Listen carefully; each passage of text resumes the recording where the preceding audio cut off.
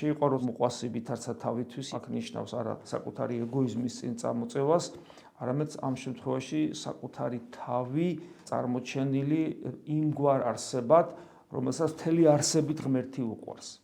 ანუ თუ ადამიანს მთელი თავის სასიცოცხლო ენერგიებით, რაც აქვს მას, რაც ჩამოთვალეთ, ღმერთი უყვარს, მაშინ ამ ადამიანში ეგოიზმის ადგილი აღარ არჩება.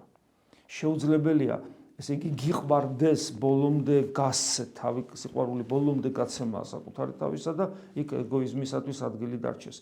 ესე იგი მე თუ მიყვარს ღმერთი, თუ მიყვარს ღმერთი ის როგორც უნდა მიყვარდეს, ჩემში ადგილი აღარ რჩება ეგოიზმისთვის და მაშინ ჩემი თავის სიყვარული მიმუშად მოყვასის სიყვარულისა უკვე მისაღებია, იმიტომ რომ მე ჩემი თავი მიყვარს არა ეგოისტურად, არამედ მიყვარს როგორც ღვთის ქმნილება, ღვთის ხატი და მსგავსება და ასევე უყურებ უკვე ჩემ მოყვას.